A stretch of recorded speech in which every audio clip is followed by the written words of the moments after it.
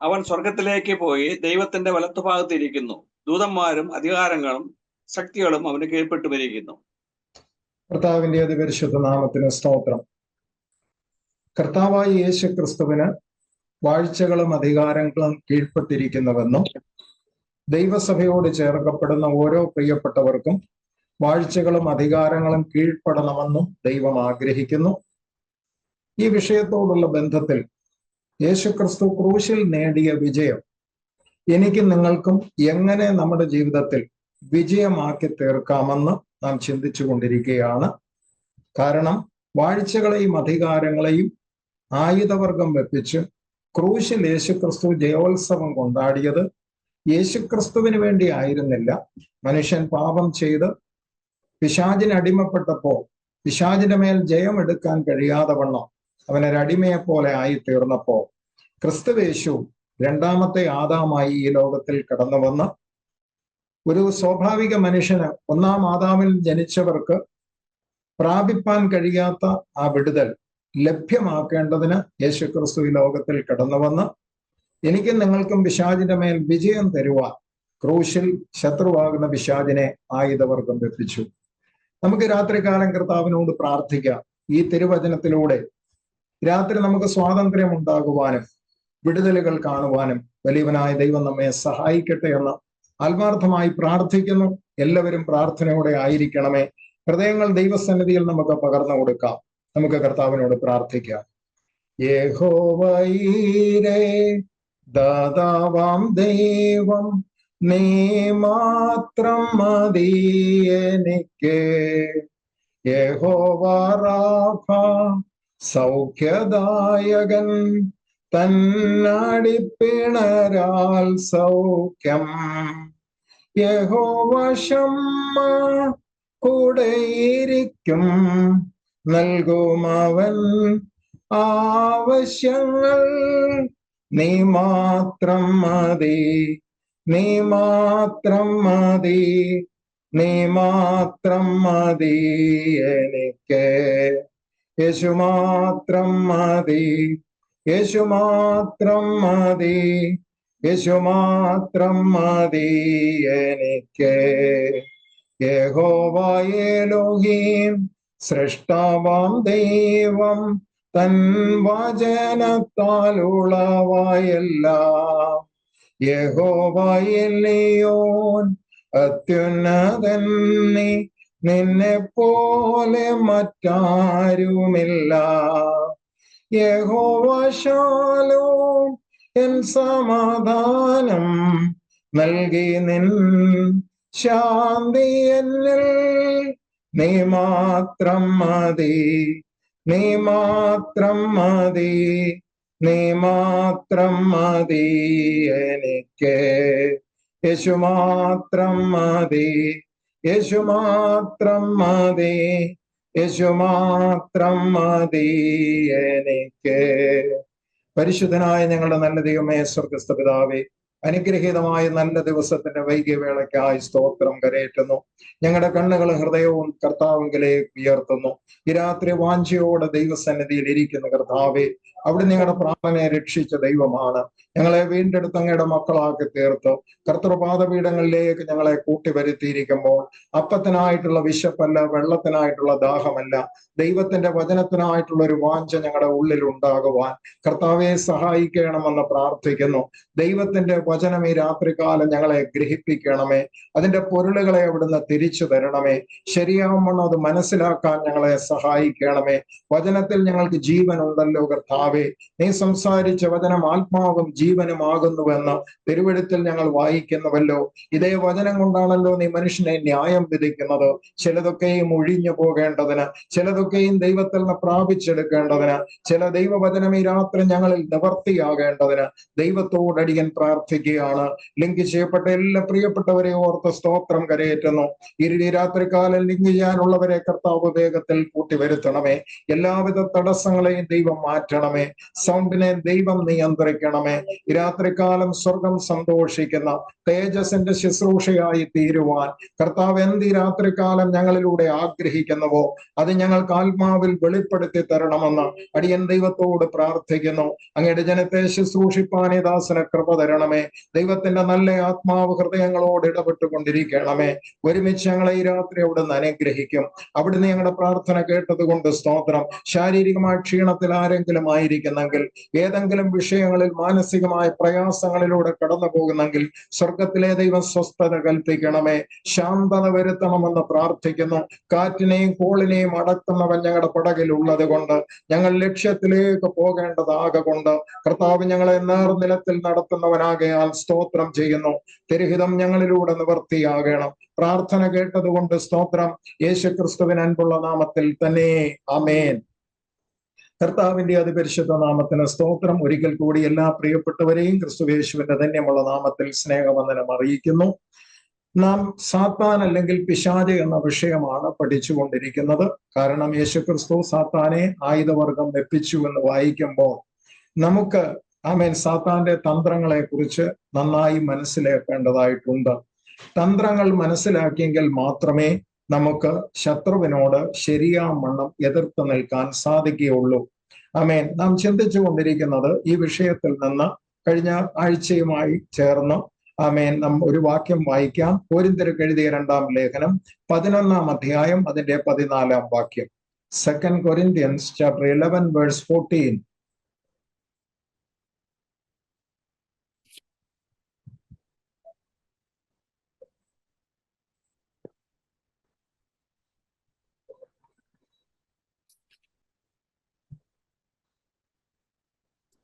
താനും വിളിച്ച ദൂതന്റെ വേഷം ധരിക്കുന്നുവല്ലോ.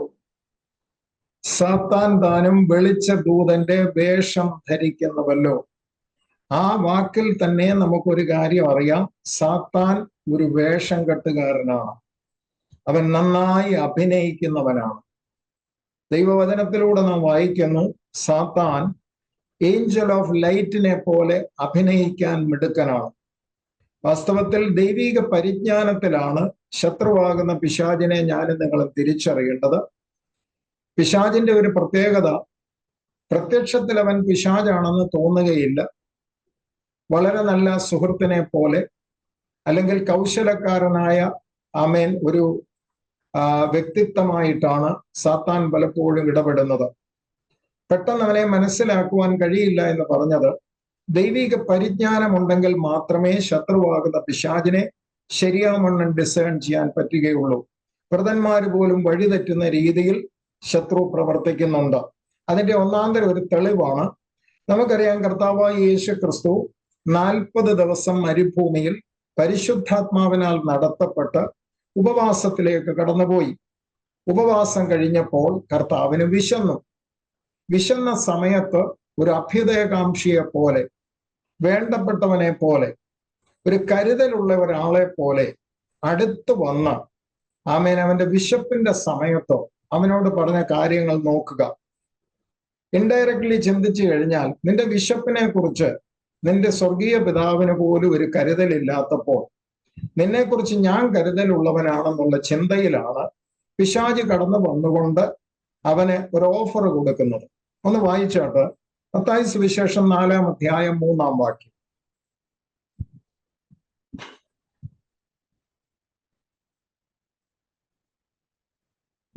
അപ്പോൾ പരീക്ഷകൻ അടുത്തു വന്നു, നീ ദൈവപുത്രനെങ്കിൽ ഈ കല്ല് അപ്പമായി തീരുവാൻ കൽപ്പിക്ക എന്ന് പറഞ്ഞു.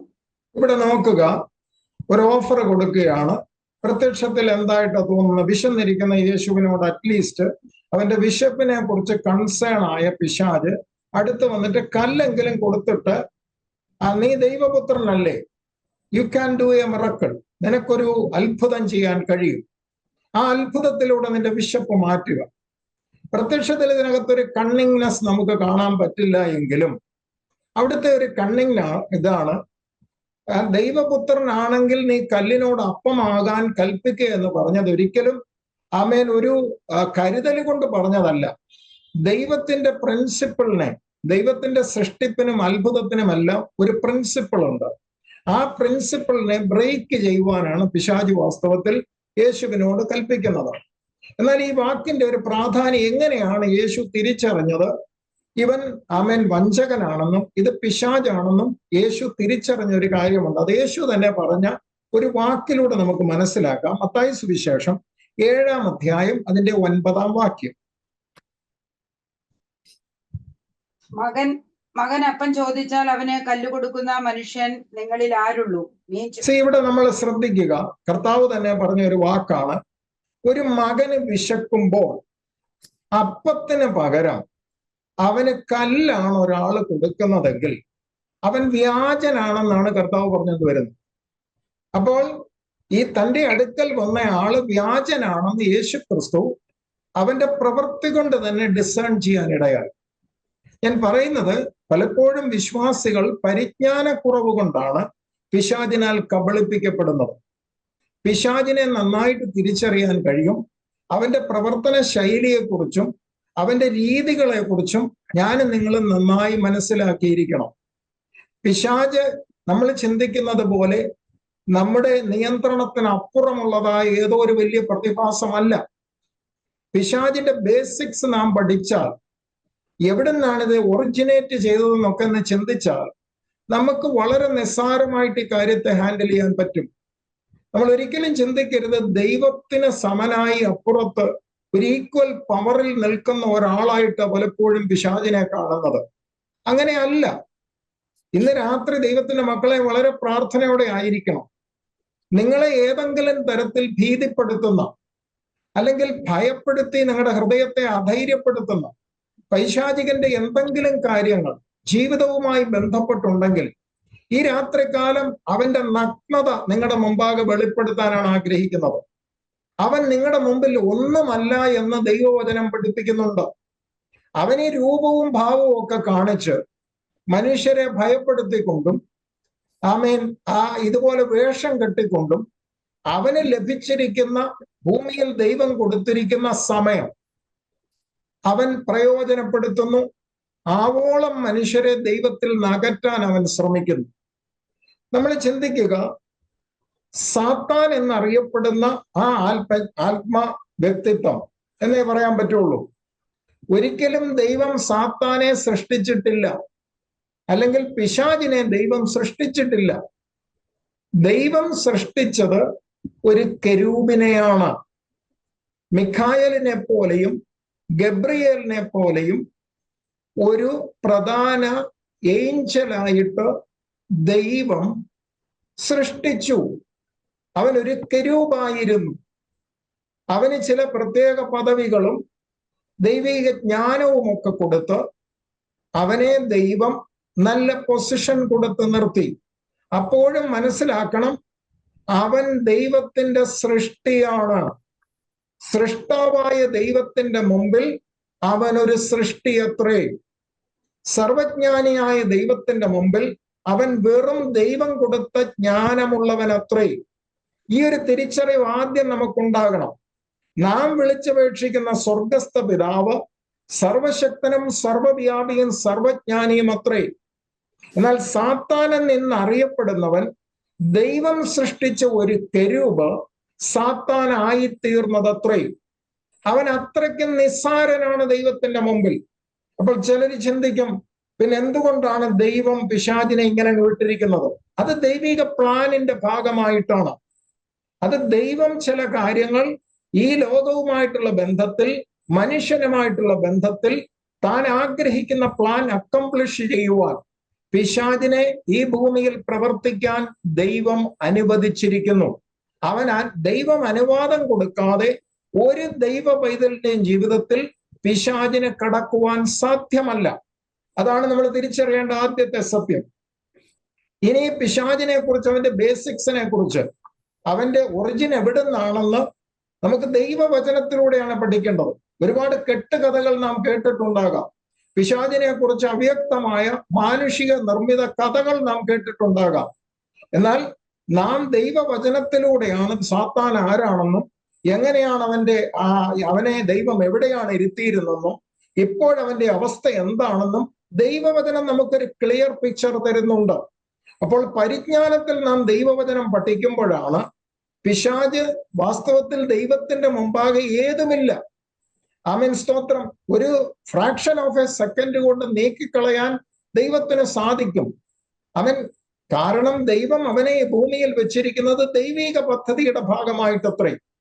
ആ പദ്ധതി എന്താണെന്ന് ദൈവം വചനത്തിൽ കൂടെ തന്നെ വെളിപ്പെടുത്തിയിട്ടുണ്ട്. ഇനി ഈ സാത്താൻ എന്ന് പറഞ്ഞ് മനുഷ്യൻ ഭയപ്പെടുന്ന, അല്ലെങ്കിൽ മനുഷ്യരെ ഭയപ്പെടുത്തിക്കൊണ്ടിരിക്കുന്ന ഈ സാത്താൻ എന്ന് പറയുന്നവൻ ആരാണെന്ന് ദൈവവചനം നമുക്കൊരു ക്ലിയർ പിക്ചർ തരുന്നുണ്ട്. അത് എഹെസ്കേലിന്റെ പുസ്തകത്തിൽ ബുക്ക് ഓഫ് എസെക്കിയേൽ 28-ാം അധ്യായത്തിൽ സോർ രാജാവിനെ വിളിച്ചുകൊണ്ടാണ് ഈ സാത്താനെ കുറിച്ചുള്ള അവന്റെ ഐഡന്റിറ്റി വ്യക്തമാക്കുന്നത്. ഇവൻ ആരായിരുന്നുവെന്നും ഇവൻ എന്ത് സംഭവിച്ചുവെന്നും ഭൂമിയിലുള്ള രാജാവിനെ താരതമ്യപ്പെടുത്തിക്കൊണ്ടാണ് ദൈവത്തിന്റെ പരിശുദ്ധാത്മാവ് ആമേൻ അവനെ കുറിച്ചൊരു വ്യക്തത തന്നിരിക്കുന്നത്. ദൈവമക്കളോട് പറയട്ടെ, നമുക്ക് കെട്ടുകഥകൾ ഒരുപാട് കേട്ട് നമ്മുടെ തലയ്ക്കകത്ത് ദോഷമായ സാത്താനെ കുറിച്ച് ഏതാണ്ട് ഭയപ്പെടുത്തുന്ന കാര്യങ്ങളൊക്കെ അവൻ ലോകത്തിന്റെ അറിവിലൂടെ നാം കേട്ടിട്ടുണ്ടാകാം.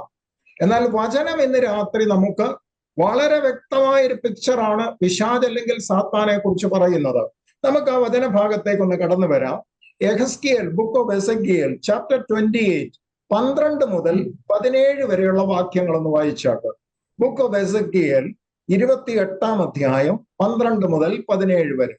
നീ സോർ രാജാവിനെ കുറിച്ച് ഒരു വിലാപം തുടങ്ങി അവനോട് പറയേണ്ടത്, യഹോവയായ കർത്താവ് ഇപ്രകാരം അരുളി ചെയ്യുന്നു, നീ മാതൃകാ മുദ്രയാകുന്നു, നീ ജ്ഞാന സമ്പൂർണനും സൗന്ദര്യ സമ്പൂർണനും തന്നെ. നീ ദൈവത്തിന്റെ തോട്ടമായ ഏദനിൽ ആയിരുന്നു. താമ്രമണി, പീതരത്നം, വജ്രം, പുഷ്പരാഗം, ഗോമേതകം, സൂര്യകാന്തം, നീലക്കല്ല്, മാണിക്യം, മരതകം മുതലായ സകല രത്നങ്ങളും നിന്നെ മൂടിയിരുന്നു. നിന്നെ തീർത്ത നാളിൽ നിന്നിലുള്ള തടങ്ങളുടെയും കൂടുകളുടെയും പണി പൊന്നുകൊണ്ടുള്ളതായിരുന്നു. നീ ചിറക് വിടർത്തി മറയ്ക്കുന്ന കെരൂബാകുന്നു. ഞാൻ നിന്നെ വിശുദ്ധ വേദ പർവ്വതത്തിൽ ഇരുത്തിയിരുന്നു. നീ അഗ്നിമയ രഥങ്ങളുടെ മധ്യെ സഞ്ചരിച്ചു പോകുന്നു. നിന്നെ സൃഷ്ടിച്ച നാൾ മുതൽ നിങ്കൽ നീതികേട് കണ്ടതുവരെ നീ നടപ്പിൽ നിഷ്കളങ്കനായിരുന്നു. നിന്റെ വ്യാപാരത്തിന്റെ പെരുപ്പം നിമിത്തം നിന്റെ അന്തർഭാഗം സാഹസം കൊണ്ട് നിറഞ്ഞു. നീ പാപം ചെയ്തു, അതുകൊണ്ട് ഞാൻ നിന്നെ അശുദ്ധനെന്നെണ്ണി ദേവപർവ്വതത്തിൽ നിന്ന് തള്ളിക്കളഞ്ഞു. മറയ്ക്കുന്ന കെരൂബെ, ഞാൻ നിന്നെ അഗ്നിമയങ്ങളുടെ മധ്യേ നിന്ന് മൂടിച്ചു കളഞ്ഞു. ദൈവത്തിന് സ്തോത്രം. നാം ചിന്തിക്കേണ്ടത് സാത്താനെ കുറിച്ചുള്ള ഒരു റെവലേഷനാണിത്. ദൈവവചന പരിജ്ഞാനത്തിലാണ് നാം സാത്താന്റെ ഐഡന്റിറ്റി മനസ്സിലാക്കേണ്ടത്. ഇവിടെ പറയുന്നു, നീ ആരാകുന്നു? നീ ചിറക് വിരിച്ച് പറക്കുന്ന കരൂപാകുന്നു, അല്ലെങ്കിൽ ചിറക് മറയ്ക്കുന്ന കരൂപാകുന്നു. അപ്പോൾ കരൂപുകളും സാറാഫുകളും ഒക്കെ ദൈവത്തെ ആരാധിക്കുന്നുവെന്ന് എഹെസ്കേലിന്റെ പുസ്തകത്തിൽ തന്നെ നാം കാണുന്നു. അങ്ങനെയെങ്കിൽ ദൈവത്തെ ആരാധിച്ചു കൊണ്ടിരുന്ന കരൂപുകളുടെ കൂട്ടത്തിൽ ഇവനും ഒരു കരൂപായിരുന്നു. ഇവന് ചില പൊസിഷൻ ദൈവം കൊടുത്തിരുന്നു. എന്നാൽ ഇതിൽ പ്രാധാന്യം അർഹിക്കുന്ന ഒരു വാക്കാണ് ആമേൻ അതിന്റെ 15-ാം വാക്യം തുടങ്ങുന്നത്, നിന്നെ സൃഷ്ടിച്ച നാൾ മുതൽ. അപ്പോൾ നീ സൃഷ്ടിക്കപ്പെട്ടവനാണ്. അതാണ് ഒന്നാമത്തെ ചിന്ത. സാത്താൻ എന്ന് ഇന്നറിയപ്പെടുന്ന വീണുപോയ ഒരു കരൂപം. ഈ വീണുപോയ കരൂപിനെ ദൈവം സൃഷ്ടിച്ചതാണ്. കരൂപിനെയാണ് ദൈവം സൃഷ്ടിച്ചത്. അവന്റെ പാപം കൊണ്ട് അവൻ സാത്താനായി മാറി. ആമേൻ, സ്തോത്രം. നമുക്കറിയാം, മാതാപിതാക്കൾ കുഞ്ഞുങ്ങളെ ജനിപ്പിക്കുന്നു. കുഞ്ഞുങ്ങളെ ക്രിമിനലിനെ അല്ല ജനിപ്പിക്കുന്നത്, അവൻ വളർന്ന് ക്രിമിനൽ ആയിത്തീരുന്നതാണ്. നല്ല കുഞ്ഞുങ്ങളെയാണ് മാതാപിതാക്കൾ ജനിപ്പിക്കുന്നത്. എന്നാൽ അവൻ പിന്നീട് കുറെ കാലം കഴിയുമ്പോൾ ഒരുപക്ഷെ തീവ്രവാദിയായി മാറുന്നു, ഒരു ക്രിമിനലായി മാറുന്നു. ഇതേപോലെ ദൈവം സൃഷ്ടിച്ചത് നല്ലൊരു കരൂപിനെയാണ്, ദൈവത്തോടു കൂടെ സഞ്ചരിക്കുവാൻ, ദൈവം കൊടുക്കുന്ന അസൈൻമെന്റ് ഫുൾഫിൽ ചെയ്യുവാൻ. ഇന്ന് ഗബ്രിയേലിനെ പോലെയും മിഖായേലിനെ പോലെയും ഒക്കെ ഓരോരോ ഡിപ്പാർട്ട്മെന്റ് ദൈവം ഓരോരുത്തരെ ഏൽപ്പിച്ചിരിക്കുന്നത് പോലെ ഈ കെരൂബിനെയും ദൈവം ജ്ഞാനം കൊണ്ട് നിറച്ചിരുന്നു, തന്റെ കൃപകൾ കൊണ്ട് അലങ്കരിച്ചിരുന്നു, അവന് പ്രത്യേക പദവികൾ നൽകി കൊടുത്തിരുന്നു. എന്നാൽ ഇവിടെ നാം വചനം വായിക്കുന്നു, അവനിൽ നീതികേട് കണ്ടതുവരെ, അവന്റെ ഹൃദയത്തിൽ പാപം വരുന്നതുവരെ അവൻ നടപ്പിൽ നിഷ്കളങ്കനായിരുന്നു എന്ന് പറഞ്ഞതിന്റെ അർത്ഥം എന്താണ്? അവനും ഒരു കാലം ഉണ്ടായിരുന്നു, നിഷ്കളങ്കനായി ജീവിച്ച ഒരു കാലം.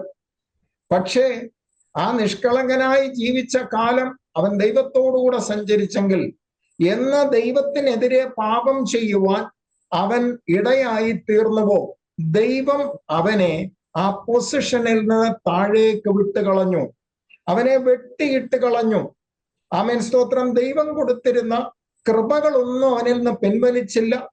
അവന് കൊടുത്തിരുന്ന പൊസിഷനിൽ നിന്ന് അവനെ ഡീഗ്രേഡ് ചെയ്യുവാൻ ഇടയായി തീർന്നു.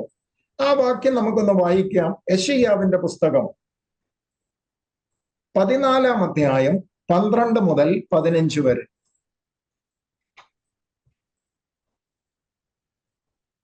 അരുണോദയ പുത്രനായ ശുക്ര, നീ എങ്ങനെ ആകാശത്തു നിന്നു വീണു? ജാതികളെ താഴ്ത്തിക്കളഞ്ഞവനെ, നീ എങ്ങനെ വെട്ടേറ്റു നിലത്തു വീണു? ഞാൻ സ്വർഗത്തിൽ കയറും, എന്റെ സിംഹാസനം ദൈവത്തിന്റെ നക്ഷത്രങ്ങൾക്ക് മീതെ വയ്ക്കും. ഉത്തരദിക്കിന്റെ അതിർത്തിയിൽ സമാഗമന പർവ്വതത്തിൽ മേൽ ഞാൻ ഇരുന്നരുളും. ഞാൻ മേഘോന്നതങ്ങൾക്ക് മീതെ കയറും, ഞാൻ അത്യുന്നതനോട് സമനാകും എന്നല്ലോ നീ ഹൃദയത്തിൽ പറഞ്ഞത്. ഇതാണ് അവൻ ചെയ്ത പാപം എന്ന് പറയുന്നത്. ദൈവത്തെക്കാൾ മുകളിൽ ഞാൻ കയറും. ഇതാണ് അവന്റെ ഉള്ളിലുണ്ടായ സാഹസം.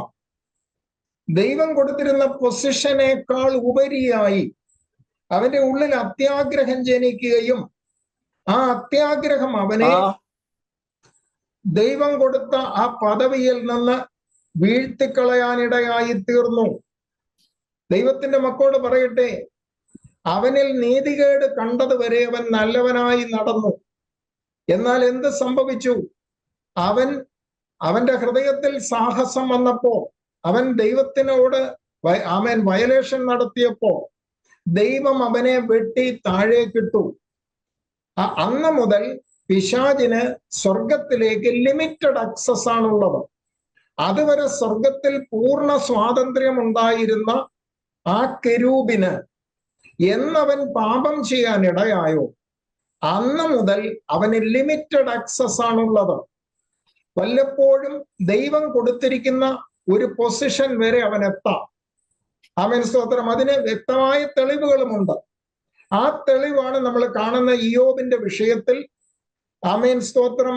സ്വർഗത്തിലെ ദൈവം, ദൈവപുത്രന്മാർ നിൽക്കുന്ന ഇടത്ത് സാത്താനും കടന്നു ചെന്നപ്പോ അവനോട് സംസാരിക്കുന്നതും ഒക്കെ അതിന്റെ ഭാഗമായിട്ടാണ്.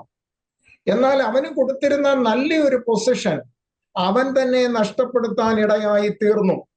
ആ ലിമിറ്റഡ് ആക്സസിൽ നിന്നുകൊണ്ട് ഇന്ന് പിശാചി ചെയ്യുന്നത് അവൻ സഹോദരങ്ങളെ അപവാദം പറയുക.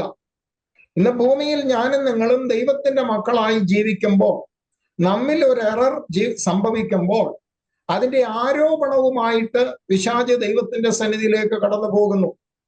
അവൻ ദൈവസന്നിധിയിൽ കടന്നു ചെന്ന് നമുക്ക് നേരെ ആരോപണം ഉന്നയിക്കുന്നു, കുറ്റങ്ങൾ നമുക്കെതിരെ പറയാനിടയാകുന്നു. കൃപയാൽ യേശുക്രിസ്തു എന്ന മഹാപുരോഹിതൻ പിതാവിന്റെ വലത്ത് ഭാഗത്ത് ഇരിക്കുന്നത് കൊണ്ട് ആ ആരോപണങ്ങൾക്കെല്ലാം ആമേൻ, സ്തോത്രം, ക്രിസ്തുവേശു നമുക്ക് വേണ്ടി മധ്യസ്ഥത അണച്ച് നമുക്ക് അവിടെ ദൈവത്തിന്റെ മുമ്പാകെ കൃപയും നീതിയും ലഭിപ്പാൻ ഇടയായി തീരുന്നു. അപ്പോൾ നമ്മൾ മനസ്സിലാക്കുക, സാത്താൻ എന്ന് പറയുന്ന ആ ആമേൻ, സ്തോത്രം, ആത്മജീവി അവനൊരു കെരൂബായിരുന്നു. എന്നാൽ യഥാർത്ഥ കെരൂബുകൾ ഇന്നും ദൈവത്തോടുകൂടെ സഞ്ചരിക്കുന്നുണ്ട്. ദൈവം കെരൂബുകളെ വാഹനമാക്കി സഞ്ചരിക്കുന്നു എന്നാണ് വേദപുസ്തകം പഠിപ്പിക്കുന്നത്. എന്നാൽ എന്ത് സംഭവിച്ചു? സാത്താൻ ദൈവത്തോട് പാപം ചെയ്തപ്പോൾ സാത്താന്റെ കൂട്ടത്തിൽ കൂടുവാനും കുറെ ദൂതന്മാർ അവൻ കൂട്ടുചേരാനിടയായി തീർന്നു. അപ്പോൾ സാത്താൻ ഇന്ന് ഒറ്റയ്ക്കല്ല ലോകത്തിൽ പ്രവർത്തിക്കുന്നത്. സാത്താനോട് ചേർന്ന് പ്രവർത്തിക്കുന്ന അവൻ കുറെ ദൂതന്മാർ അവന്റെ കിങ്കരന്മാരായിട്ട് ഇന്ന് ലോകത്തിലുണ്ട്. സാത്താനും അവന്റെ സൈന്യവും എന്നൊക്കെ പറയുന്നത് അതിന്റെ അർത്ഥത്തിലാണ്. അപ്പൊ അങ്ങനെയെങ്കിൽ സാത്താൻ അവർക്ക് ലീഡറായി നിന്നുകൊണ്ട് സാത്താന്റെ കീഴിൽ നിന്ന് പ്രവർത്തിക്കുന്ന കുറെ ദൂതന്മാരുടെ ഒരു സംഘം അവിടെ കാണാനായി നമുക്ക് സാധിക്കുന്നുണ്ട്. അവർ ഈ തിന്മ നിറഞ്ഞ ലോകത്തിൽ സാത്താനോട് ഫേവറുള്ള ദൂതന്മാർ ദൈവത്തെ വിട്ട് സാത്താനോട് ചേരാനിടയായി തീർന്നു. അവൻ തന്റെ സൈന്യവുമായി തിന്മ നിറഞ്ഞ ലോകത്തിന്റെ ദൈവമായി പ്രവർത്തിക്കുന്നു. നമുക്കറിയാം, സാത്താനെ ഇന്ന് ബൈബിൾ വിശദീകരിക്കുന്ന ഒരു പേരുണ്ട്. ഈ ലോകത്തിന്റെ ദൈവം, ഈ ഈവിൾ വേൾഡ്, ഈ തിന്മ നിറഞ്ഞ ലോകത്തിന്റെ അധികാരിയായി അറിയപ്പെടുന്നത് പിശാചാണ്. ഹല്ലേലൂയ. കാരണം അവനാണ് തിന്മയുടെ ഒറിജിൻ എന്ന് പറയുന്നത്. അവനിലാണ് തിന്മ ആദ്യമായിട്ടുണ്ടാകുന്നതും ആ തിന്മ മനുഷ്യനിലേക്ക് അവൻ ഇൻജക്ട് ചെയ്യുകത്രേ. അതാണ് ഇന്നും ചെയ്തുകൊണ്ടിരിക്കുന്നത്. അപ്പോൾ സാത്താന്റെ തിന്മയ്ക്ക് കൂട്ടുനിന്ന, അല്ലെങ്കിൽ സാത്താനോട് ഫേവർ ഉള്ള കുറെ ദൂതന്മാർ, ആ ദൂതന്മാരെ പല കാറ്റഗറി ഉണ്ട്. അതിൽ ക്രൂരന്മാരായവരുണ്ട്, സ്തോത്രം, മീഡിയം ലെവലുള്ളവരുണ്ട്, വ്യത്യസ്തങ്ങളായ ശക്തിയുള്ള ദൂതന്മാരുണ്ട്. ഇതെല്ലാം നമുക്ക് ദൈവവചനത്തിലൂടെ കാണാൻ സാധിക്കുന്നുണ്ട്. നമ്മുടെ വിഷയം അതല്ലാത്തത് കൊണ്ട് ഞാൻ ആ ഒരു പർട്ടിക്കുലർ വിഷയത്തിൽ നിൽക്കാൻ ആഗ്രഹിക്കുന്നു. ഇന്ന് പിശാച് മെയിൻലി എന്താണ് ചെയ്തുകൊണ്ടിരിക്കുന്നത് ഈ ലോകത്തിൽ? ഇതാണ് നമ്മൾ ആദ്യമായിട്ട് ചിന്തിക്കേണ്ടത്. സാത്താൻ ഈ ലോകത്തിന്റെ ദൈവമായി അറിയപ്പെടുന്നു. സ്തോത്രം. Prince of this dark world. അങ്ങനെയാണ് പിശാചിനെ യേശുക്രിസ്തു പോലും വിളിച്ച് ഈ ലോകത്തിന്റെ പ്രഭു. അവൻ വാസ്തവത്തിൽ എന്താണ് ചെയ്തുകൊണ്ടിരിക്കുന്നത്? ഹല്ലേലൂയ.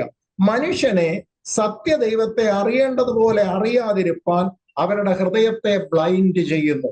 ഇന്ന് പിശാചിന്റെ വലിയൊരു പ്രവൃത്തി എന്ന് പറയുന്നത് സത്യദൈവത്തെങ്കിലേക്ക് മനുഷ്യർ എത്തിച്ചേരാതിരിക്കുവാൻ അവരുടെ ഹൃദയത്തെ അവൻ ബ്ലൈൻഡ് ആക്കുന്നു. വായിച്ചാട്ട് 2 കൊരിന്ത്യർ 4-ാം അധ്യായം അതിന്റെ 4-ാം വാക്യം. 2 Corinthians chapter 4 verse 4.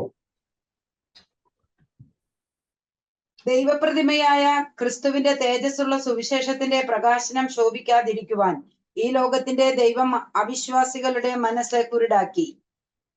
ഈ ലോകത്തിന്റെ ദൈവം, അങ്ങനെയാണ് അവനെ വിളിക്കുന്നത്. പിശാചിനെ വിളിക്കുന്ന പേരാണ് ഈ ലോകത്തിന്റെ ദൈവം. എന്താണ് ഈ ലോകത്തിന്റെ പ്രത്യേകത? ഇന്നത്തെ ഈ ലോകം തിന്മ നിറഞ്ഞ, ഇരുൾ നിറഞ്ഞിരിക്കുന്ന ഈ ലോകം. അതുകൊണ്ടാണ് യോഹന്നാൻ ആ വിഷയത്തെ പറയുന്നത്, സർവ്വലോകവും ദുഷ്ടന്റെ അധീനതയിൽ കിടക്കുന്നു. അപ്പോൾ ഈ ഡാർക്ക് വേൾഡിനെ നയിക്കുന്നതും അതിന്റെ അധികാരിയായി ഇരിക്കുന്നതും പിശാചത്രേ. അപ്പോൾ പിശാച് സത്യദൈവത്തെങ്കിലേക്ക് മനുഷ്യൻ ഒരു രീതിയിലും എത്തരുത്.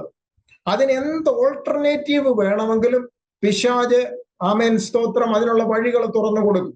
അവന്റെ ലക്ഷ്യം ഇത്രയേ ഉള്ളൂ: യഥാർത്ഥ ആരാധനയിലേക്ക് ഒരു വ്യക്തി എത്തരുത്, സത്യദൈവത്തിൽ ഒരു വ്യക്തി എത്തരുത്. ദൈവം ഒരുക്കിയിരിക്കുന്ന രക്ഷയിലേക്ക് ഒരു വ്യക്തിയും എത്തരുത്. പാട്ടുപാടുന്നത് കൊണ്ടോ ദൈവത്തെ ആരാധിക്കുന്നതുകൊണ്ടോ ബൈബിള് വായിക്കുന്നതുകൊണ്ടോ ഒന്നും പിശാചിനൊരു വിഷയവുമല്ല. ദൈവത്തെ അറിയേണ്ടതുപോലെ അറിയാതിരിക്കുവാൻ സാത്താൻ തൻ്റെതായ സ്തോത്രം ഇടപെടൽ നടത്തിക്കൊണ്ടിരിക്കുന്നു. അപ്പോൾ ദൈവം ആഗ്രഹിക്കുന്ന യഥാർത്ഥ ആരാധനയിലേക്ക് വിടാതെ പൂർണ്ണതയില്ലാത്തതും മാനുഷിക ബുദ്ധിയിൽ നിന്ന് ഉണ്ടാക്കിയെടുത്തതുമായ ആരാധനാ രീതികളിൽ മനുഷ്യരെ പിശാച് ബന്ധിച്ചിടുന്നു. ഞാൻ ഒരിക്കൽ കൂടി ഇത് റിപ്പീറ്റ് ചെയ്യട്ടെ. ദൈവം ആഗ്രഹിക്കുന്ന യഥാർത്ഥ ആരാധനയിലേക്ക് വിടാതെ, ദൈവം മനുഷ്യനെ കുറിച്ച് ആഗ്രഹിക്കുന്ന ആരാധനയുണ്ട്. സത്യനമസ്കാരികൾ എങ്ങനെ ദൈവത്തെ ആരാധിക്കണമെന്ന് വേദപുസ്തകം വളരെ വ്യക്തത തരുന്നുണ്ട്. ആ സത്യ ആരാധനയിലേക്ക് മനുഷ്യരെ എത്തിക്കാതെ പൂർണ്ണതയില്ലാത്തതും മാനുഷിക ബുദ്ധിയിൽ നിന്ന് ഉണ്ടാക്കിയെടുത്തതുമായ ആരാധനാ രീതികളിൽ മനുഷ്യരെ ബന്ധിച്ചിടുന്നു. ഇനി എന്താണ് ഇതിന്റെ പ്രത്യേകത? അതും ആരാധനയല്ലേ? അതും ദൈവത്തിന് സ്വീകാര്യമല്ലേ? നമ്മൾ തിരിച്ചറിയേണ്ട ഒരു കാര്യമുണ്ട്. നാം സേവിക്കുന്ന ദൈവം വിശുദ്ധനാകൊണ്ട് അവനെ ആരാധിക്കുന്നവരും വിശുദ്ധരായിത്തീരണം. ഇന്ന് ലോകത്തിലേക്കൊന്ന് നമ്മൾ നോക്കിയാൽ ദൈവത്തെ ആരാധിക്കുന്നവരാണ് ലോകത്തിലുള്ള സകല മനുഷ്യരും. ഏതെങ്കിലും ഒരു ദൈവത്തെ, അല്ലെങ്കിൽ അവൻ ഏതെങ്കിലും ഒരു വ്യക്തിയെ, അതെന്തുമായിക്കോട്ടെ, അതിനെല്ലാം നമുക്കൊരു ദൈവം എന്നൊരു പേരിട്ടാൽ ഒന്നല്ലെങ്കിൽ വേറൊരു തരത്തിൽ എന്തിനെയെങ്കിലും ഒക്കെ ആരാധിക്കുന്നവരാണ്. ഇനി നാമും അവരും തമ്മിലുള്ള വ്യത്യാസം എന്താണ്? നാം ദൈവസന്നിധിയിലേക്ക് കടന്നു വരുമ്പോൾ നമുക്ക് ചില പ്രത്യേകതകളുണ്ട്.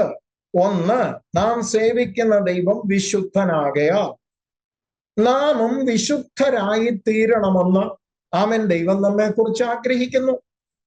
എവിടെ വിശുദ്ധിക്ക് പ്രസക്തിയില്ലയോ, അതെത്ര ശക്തമായ ആരാധന നടക്കുന്നുണ്ടെങ്കിലും, അതെത്ര ശക്തമായ പ്രസംഗങ്ങളും ആമേൻ മനുഷ്യനെ മോട്ടിവേറ്റ് ചെയ്യുന്ന കാര്യങ്ങൾ ഉണ്ടെങ്കിലും, മാനസാന്തരം ഇല്ലാത്ത ഇടത്ത് ഞാനും നിങ്ങളും ദൈവത്തെ ആരാധിക്കുന്നു എന്ന് പറയുമ്പോൾ, ദൈവത്തിൽ വിശ്വസിക്കുന്നു എന്ന് പറയുമ്പോൾ ആമേൻ അവൻ കൽപ്പിക്കുന്നത് പോലെ നമ്മുടെ ജീവിതത്തെ ക്രമപ്പെടുത്തിക്കൊണ്ടാണ് മുമ്പോട്ട് പോകുന്നത്.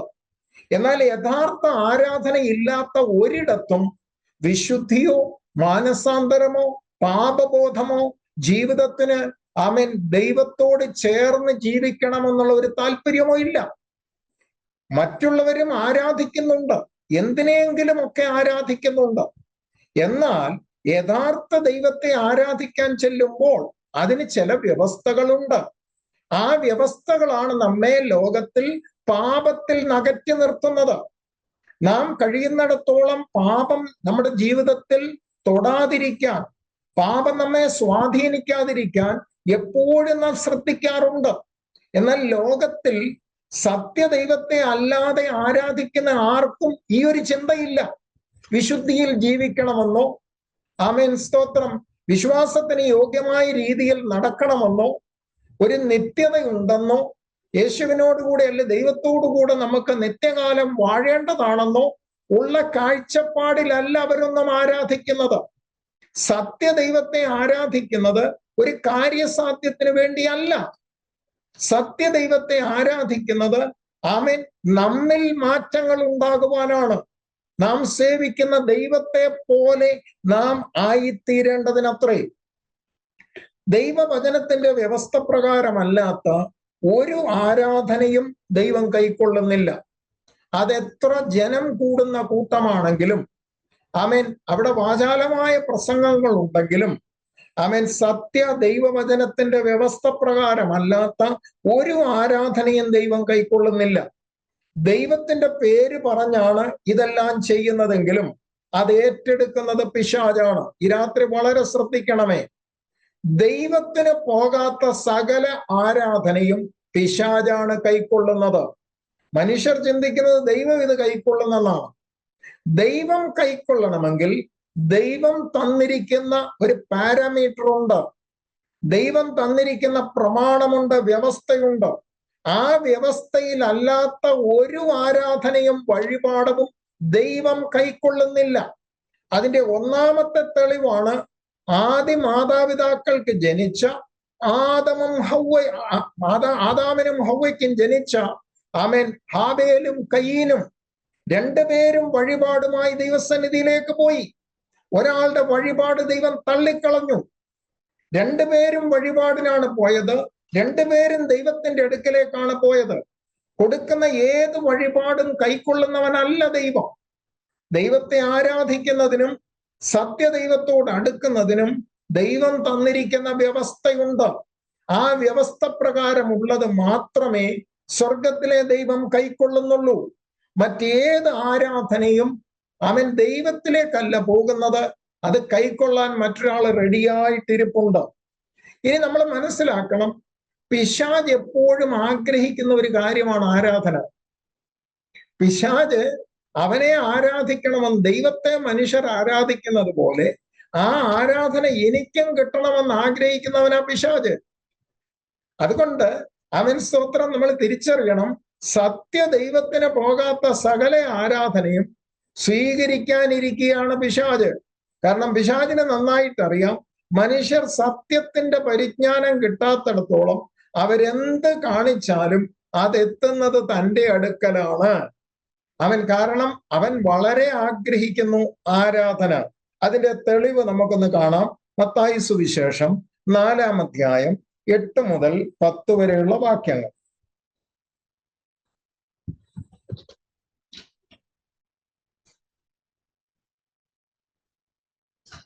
പിന്നെ പിശാച് അവനെ ഏറ്റവും ഉയർന്നൊരു മലമേൽ കൂട്ടിക്കൊണ്ടുപോയി ലോകത്തിലുള്ള സകല രാജ്യങ്ങളെയും അവയുടെ മഹത്വത്തെയും കാണിച്ചു.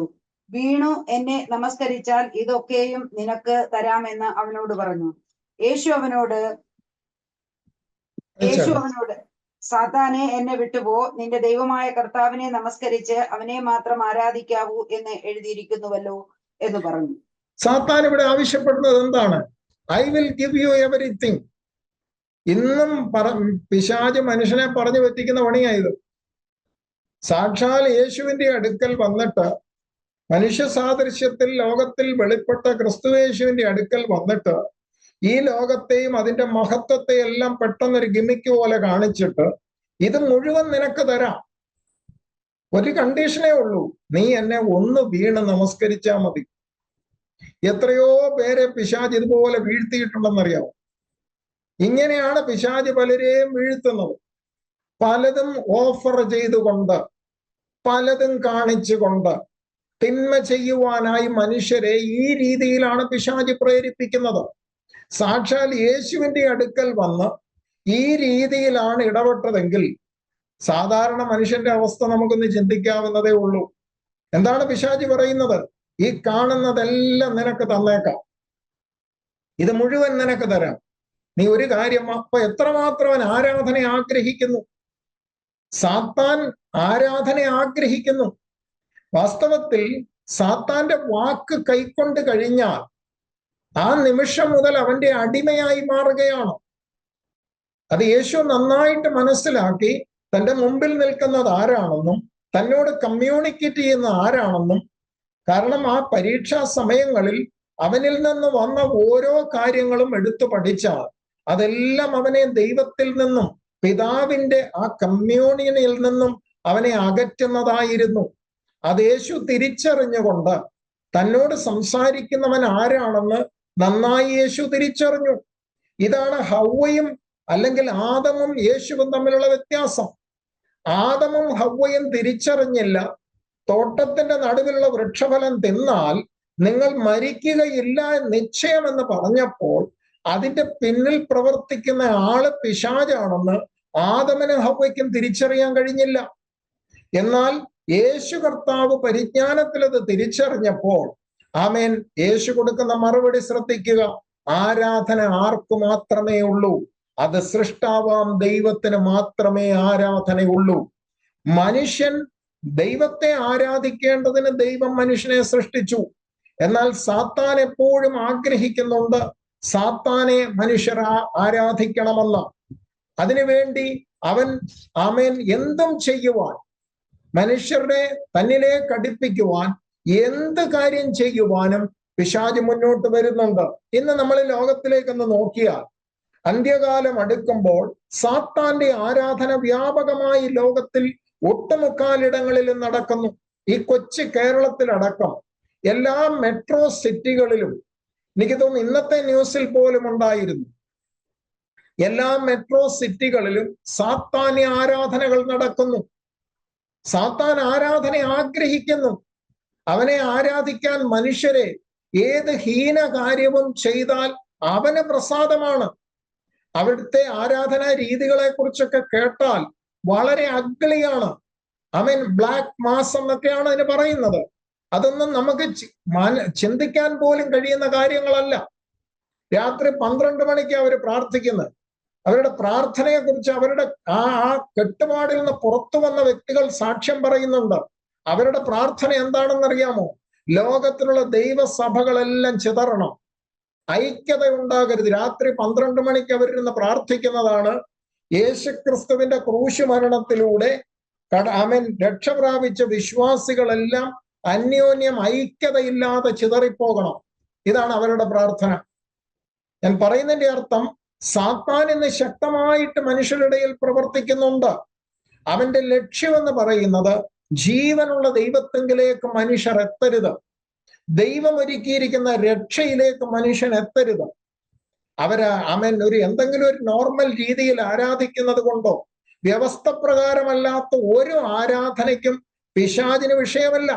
കാരണം അവനറിയാം അത് ദൈവം കൈക്കൊള്ളുകയല്ല, അപ്പൊ ഓട്ടോമാറ്റിക്കലി അത് തന്റെ അടുക്കലേക്ക് വരാൻ ഇടയായിത്തീരും.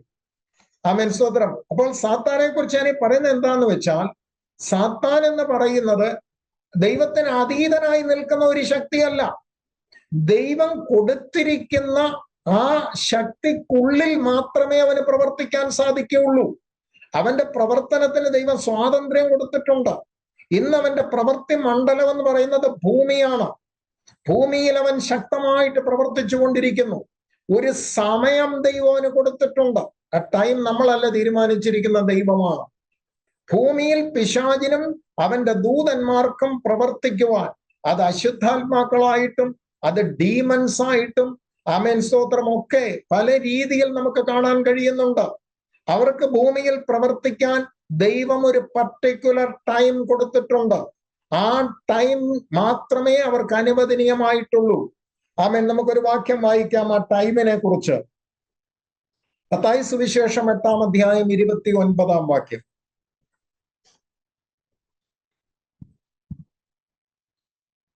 ഞങ്ങൾക്കും നിനക്കും തമ്മിൽ എന്ത്? സമയത്തിന് മുമ്പേ ഞങ്ങളെ ദണ്ഡിപ്പിക്കുവാൻ ഇവിടെ വന്നുവോ എന്ന് പറഞ്ഞു. അവിടെ ഉപയോഗിച്ചിരിക്കുന്ന വാക്ക് നോക്ക്. ലെഗിയോൻ ബാധിച്ച ഒരു മനുഷ്യന്റെ അടുക്കലേക്ക് യേശു കടന്നു ചെല്ലുമ്പോൾ അവനിലുള്ള ഭൂതത്തെ യേശു പുറത്താക്കിയെന്ന് നമ്മൾ കാണുന്നു.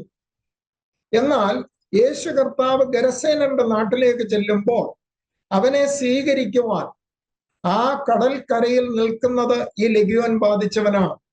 നമുക്കറിയാം, കഴിഞ്ഞ ആഴ്ച നമ്മൾ ചിന്തിച്ചു, യേശു ഒരു വിധേനയും അവിടെ എത്തരുതെന്ന് ഉദ്ദേശിച്ചാണ് ആ പടകിന് നേരെ ഒരു കൊടുങ്കാറ്റ് വന്നത്. ഈ കൊടുങ്കാറ്റെന്ന് പറയുന്നത് വെറും കൊടുങ്കാറ്റല്ല, പൈശാചികൻ തൊടുത്തുവിട്ട അവന്റെ ശക്തി കൊണ്ട് അവൻ പ്രവർത്തിച്ച ഒരു പ്രവൃത്തിയായിരുന്ന കൊടുങ്കാറ്റ്. കാരണം യേശുവും ശിഷ്യന്മാരും കൂടെ ഈ ഗരസേനയുടെ നാട്ടിൽ എത്തിയാൽ ആ നാട്ടിലുള്ള തൻ്റെ അപ്രമാദിത്വം, ആ ഡൊമിനിയൻ അതോടെ തീരുമെന്ന് പിശാചിന് നന്നായി മനസ്സിലായി. യേശു യാത്ര പുറപ്പെട്ടപ്പോ ശിഷ്യന്മാരുമായി ഗരസേനരുടെ നാട്ടിലേക്കാണ് വരുന്നതെന്ന് പിശാച് മനസ്സിലാക്കിയ മാത്രയിൽ ഈ പടകിന് നേരെ പടക് ഇവിടെ എത്തരുതെന്നുള്ള ഉദ്ദേശത്തോടെയാണ് ആ കൊടുങ്കാറ്റ് തൊടുത്തുവിട്ടത്. ആമേൻ, സ്തോത്രം. യേശു ആ കൊടുങ്കാറ്റിനെ അവൻ ശാസിച്ചു.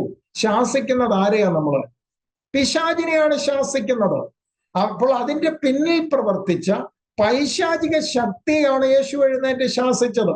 ശിഷ്യന്മാർക്കത് മനസ്സിലാക്കാൻ കഴിഞ്ഞില്ല. അവരവിടെ കിടന്ന് അയ്യം വിളിച്ച് പറഞ്ഞത് എന്താണ്? കർത്താവേ, ഞങ്ങൾ നശിച്ചു പോകുന്നതിൽ നിനക്ക് വിചാരമില്ലേ? അവർക്ക് മനസ്സിലായില്ല ഈ പടകിന് നേരെ വന്ന ഐറ്റം എന്താണെന്നും നമ്മൾ എവിടേക്കാണ് പോകുന്നതെന്നും അവിടെ എന്നെ സ്വീകരിക്കാൻ നിൽക്കുന്നത് ആരാണെന്നും യേശു നന്നായിട്ട് മനസ്സിലാക്കി. അതോടൊപ്പം കഴിഞ്ഞ ക്ലാസ്സിൽ ഞാൻ ഒരു കാര്യം വ്യക്തമാക്കി. ചില ഭവനങ്ങളെ നാം സുവിശേഷം പറയുവാൻ സന്ദർശിക്കാൻ ആഗ്രഹിക്കുമ്പോൾ ഇതുപോലുള്ള പല തടസ്സങ്ങളും കടന്നു വരാം. നാം സന്ദർശിക്കുന്ന ഭവനത്തിൽ ഏതെങ്കിലും ഒരു വ്യക്തി ഒരുപക്ഷെ പൈശാചികനാൽ ബന്ധിക്കപ്പെട്ടവനാകാം.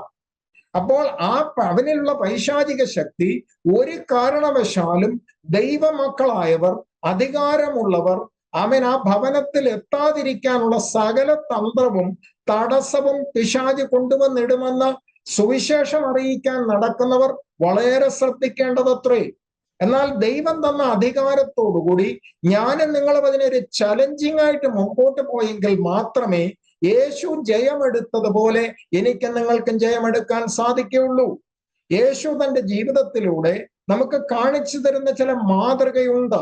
യേശു ആ കാറ്റിനെയും കോളിനെയും ശാസിച്ച് അവർ പടക് അക്കരെ എത്തിയപ്പോൾ നമ്മുടെ VIP സ്വീകരിക്കാൻ മുന്നിൽ നിൽക്കുകയാണ്.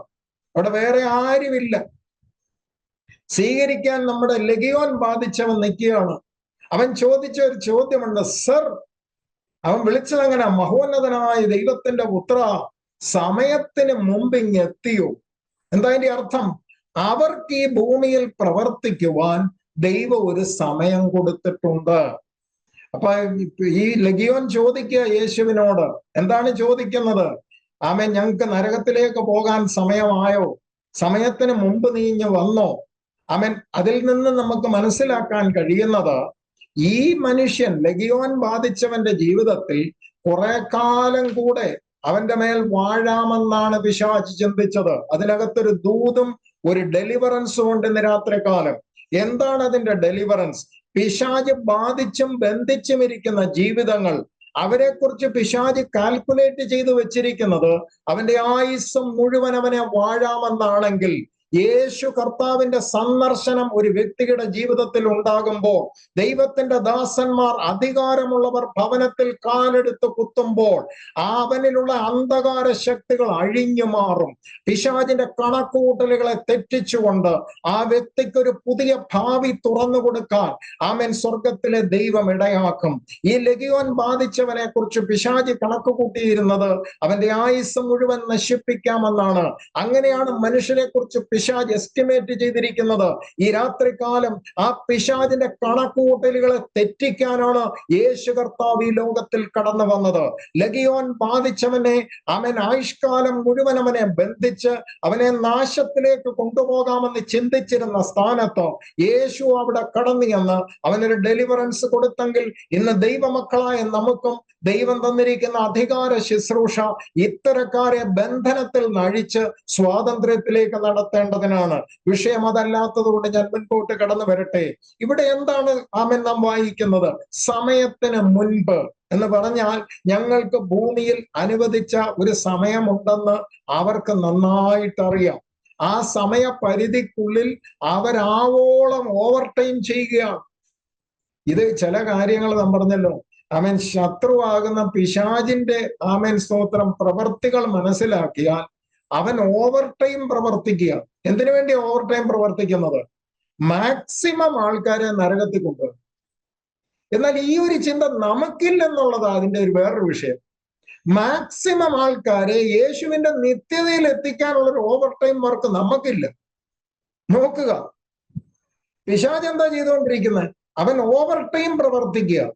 ആവോളം മനുഷ്യരെ ഏതെല്ലാം രീതിയിൽ നരകത്തിലേക്ക് താൻ പോകാനിരിക്കുന്ന ഇടത്തേക്ക് കൊണ്ടുപോകാമോ എന്നോർത്ത് പിശാച് എല്ലാ രീതിയിലും പ്രവർത്തിക്കുമ്പോൾ നമ്മുടെ ഉള്ളിൽ ഒരു ആത്മഭാരം ഉണ്ടാകണം. ഇന്ന് രാത്രി ഇത് കേൾക്കുമ്പോൾ എന്താണ്? ആവോളം മനുഷ്യരെ തീയിൽ നിന്ന് വലിച്ചെടുത്ത് ആവോളം മനുഷ്യരെ അവന്റെ ബന്ധനത്തിൽ നിന്ന് പുറത്തു കൊണ്ടുവന്ന് ക്രിസ്തുവിന്റെ നിത്യതയ്ക്ക് അവകാശിയാക്കാനുള്ള ഒരാത്മഭാരം എന്റെയും നിങ്ങളുടെ ഉള്ളിൽ ഉണ്ടാകട്ടെ. ആമേൻ സ്തോത്രം. പിശാചിനും അവന്റെ സംഘത്തിൽപ്പെട്ടവർക്കും ഭൂമിയിൽ ദൈവം സമയം കൊടുത്തിട്ടുണ്ട്. അതുവരെ പ്രവർത്തിക്കാൻ ദൈവം അവരെ അനുവദിച്ചിട്ടുണ്ട്. രണ്ടാമത്തെ വാക്യം റെവലേഷൻ ചാപ്റ്റർ 12 വേഴ്സ് 12, 12:12. വെളിപ്പാട് പുസ്തകം 12-ാം അധ്യായം 12-ാം വാക്യം. ആകയാൽ സ്വർഗവും അതിൽ വസിക്കുന്നവരുമായുള്ളവരെ ആനന്ദിക്കുവിൻ. ഭൂമിക്കും സമുദ്രത്തിനും അയ്യോ കഷ്ടം. പിശാച് തനിക്ക് അല്പകാലമേ ഉള്ളൂ എന്നറിഞ്ഞ് മഹാക്രോധത്തോടെ നിങ്ങളുടെ അടുക്കൽ ഇറങ്ങി വന്നിരിക്കുന്നു. അന്ത്യകാലത്ത് നടക്കുന്ന ഒരു സംഭവമാണ്. പിശാച് മനസ്സിലാക്കി ഇനി അല്പകാലം കൂടെ ഉള്ളൂ. ആമേൻ. അതിനുവേണ്ടി അവൻ ശൗര്യം പൂണ്ട് മാക്സിമം തന്റെ കഴിവും ശക്തിയും എല്ലാം ഉപയോഗിച്ച്, തനിക്കുള്ള എല്ലാ ആർസനലും ഉപയോഗിച്ച്, എല്ലാ വെപ്പണും ഉപയോഗിച്ച്, തനിക്കുള്ള എല്ലാ സൈന്യത്തെ ഉപയോഗിച്ച്, തനിക്കിനി അല്പസമയമേ ഉള്ളൂ. നമ്മൾ ഇതൊക്കെ സീരിയസ് ആയിട്ട് കാണണം. പിശാച് അല്പസമയമേ ഇനി തനിക്കുള്ളൂ എന്നറിഞ്ഞുകൊണ്ട് ശൗര്യത്തോടെ പ്രവർത്തിക്കുമ്പോൾ നമ്മളും പറയുന്ന കർത്താവിന്റെ വരവ് ഏറ്റവും അടുത്തിരിക്കുന്നു. പക്ഷെ ഈ ശൗര്യം നമുക്കില്ല. കർത്താവ് എപ്പോ വേണമെങ്കിലും മധ്യാകാശത്തിൽ വരാം. നമ്മളെല്ലാം പോകാൻ റെഡിയായിട്ട് പാട്ടും പാടിയിരിക്കുകയാണ്. കർത്തൃമേശ കഴിയുമ്പോൾ കർത്താവേ വരണമേ എന്നൊക്കെ നമ്മൾ പറയുന്നുണ്ട്. പക്ഷേ എത്ര പേരെ നമുക്ക് നേടാൻ കഴിഞ്ഞു? കർത്താവിഞ്ഞ് വന്നു കഴിഞ്ഞാൽ നമ്മുടെ പ്രിയപ്പെട്ടവരും ചാർച്ചക്കാരും ഒക്കെ എവിടെ? അവൻ ഈ ഒരു ഭാരം നമ്മുടെ ഉള്ളിൽ ഉണ്ടാകണം. പിശാചിനി തനിക്ക് അല്പസമയമേ ഉള്ളൂ എന്നോർത്ത് അവൻ ആവോളം മനുഷ്യരെ നരകത്തിന് അവകാശിയാക്കാൻ ശ്രമിക്കുമ്പോ എനിക്ക് നിങ്ങൾക്ക് ഒരു വലിയ ദൗത്യമുണ്ട്. ആവോളം മനുഷ്യരെ അവന്റെ അടിമത്തത്തിൽ നിന്ന് പുറത്തു കൊണ്ടുവന്ന് ആ തിന്മയുടെ അനുഭവത്തിൽ നിന്ന് ദൈവത്തിന്റെ നീതിയിലേക്ക് നടത്തുവാൻ എനിക്ക് നിങ്ങൾക്ക് ഒരു ആത്മഭാരം ഉണ്ടാകണം. കാരണം നമുക്കും അല്പസമയമേ ഉള്ളൂ. എന്തുകൊണ്ട്? ഒന്നുകിൽ കർത്താവ് മധ്യാകാശത്തിൽ വേഗത്തിൽ വരാം, അല്ലെങ്കിൽ നമുക്ക് മരണം സംഭവിക്കാം. ഇത് രണ്ടും ഒരുപോലെ പ്രാധാന്യമുള്ളതാണ്. അപ്പോൾ അതിനു മുമ്പ് ഭൂമിയിൽ ദൈവം തരുന്ന ആ ടൈമിനുള്ളിൽ, ആ സമയപരിധിക്കുള്ളിൽ എന്തെല്ലാം ദൈവത്തിന് വേണ്ടി നമുക്ക് ചെയ്യാൻ കഴിയുമോ അതെല്ലാം ചെയ്യുവാൻ ഞാനും നിങ്ങളും ബാധ്യസ്ഥരത്രേ. അപ്പോൾ ഇനി അടുത്തതാ ഇത് സാത്താന്റെ ഒരു വിഷയം എന്ന് പറയുന്നത് വചനത്തിൽ കൂടെ നമ്മൾ പഠിക്കുന്നത്, അല്ലാതെ സാത്താന്റെ രൂപരേഖ അല്ലെങ്കിൽ ആരുടെയെങ്കിലും ബുദ്ധിയിൽ തോന്നിയ ചില ആശയങ്ങളല്ല ഇവിടെ പറയുന്നത്. ദൈവം സ്വർഗവും ഭൂമിയും നരകവും പാതാളവും ഒക്കെ സൃഷ്ടിച്ച ഒരു പർപ്പസോട് കൂടെയാണ്. നരകം ദൈവം ഉണ്ടാക്കിയത് മനുഷ്യന് വേണ്ടിയല്ല. നമ്മൾ തിരിച്ചറിയണം, ഹെൽ എന്ന് പറയുന്ന, ഗന്ധക തീപ്പൊയ്ക എന്ന് പറയുന്ന ആ സ്ഥലം ദൈവം മനുഷ്യർക്ക് വേണ്ടി ഉണ്ടാക്കിയതല്ല. അത് പിശാചിന് ദൈവം ശിക്ഷാവിധി കൽപ്പിച്ച് എന്നേക്കുമുള്ള ആ നാശത്തിലേക്ക് തള്ളിക്കളയാൻ ദൈവം സൃഷ്ടിച്ച സ്ഥലമാണ് നരകം. പക്ഷെ ദൗർഭാഗ്യമെന്ന് പറയട്ടെ, ദൗർഭാഗ്യമെന്ന വാക്ക് ഉപയോഗിക്കാമോ എന്ന് എനിക്കറിയത്തില്ല, അവിടേക്കാണ് മനുഷ്യനും പോകാൻ പോകുന്നത്. അത് ദൈവത്തിന്റെ ഹൃദയത്തിന്റെ ആഗ്രഹമായിരുന്നില്ല. ദൈവം നരകം സൃഷ്ടിച്ചതിന്റെ ഉദ്ദേശം സാത്താനും ദൈവത്തോട് പാപം ചെയ്ത സാത്താന്റെ സൈന്യത്തെയും തള്ളിയിടേണ്ടതിന്, തിന്മ പ്രവർത്തിച്ച മനുഷ്യരെ തള്ളിയിടേണ്ടതിന്, സ്വർഗത്തിലെ ദൈവം മനുഷ്യരെ തള്ളിയിടേണ്ടതിനല്ല സൃഷ്ടിച്ചത്. എന്നാൽ തിന്മ പ്രവർത്തിക്കുന്ന സകലരും സാത്താന്റെ കൂടെ അതേ സ്ഥലത്ത് പോകാനിടയാകും. 2 വാക്യം മത്തായി സുവിശേഷം 25-ാം അധ്യായം 41-ാം വാക്യം വായിച്ചോട്ട്.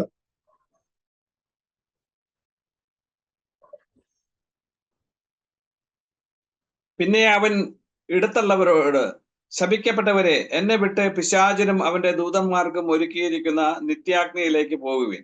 ആ വാക്യം എന്താണ് പഠിപ്പിക്കുന്നത്?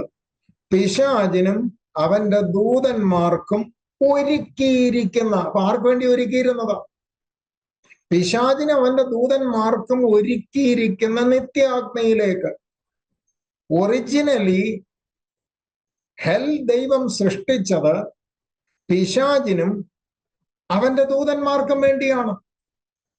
എന്നാൽ തിന്മ പ്രവർത്തിച്ച മനുഷ്യൻ ദൈവം അവർക്ക് രക്ഷപ്പെടാനുള്ള അവസരം ഭൂമിയിൽ ഒരുക്കിയിട്ടും അവർ, യോഹന്നാന്റെ സുവിശേഷത്തിൽ ഒരു അനുഗ്രഹീതമായ വാക്യമുണ്ട്, അതിന്റെ ആ വാക്യം നമുക്കൊന്ന് എടുത്ത് വായിച്ചാൽ നമുക്ക് മനസ്സിലാക്കാം. യോഹന്നാന്റെ സുവിശേഷം 3-ാം അധ്യായത്തിലേക്കൊന്ന് വന്നാട്ട്.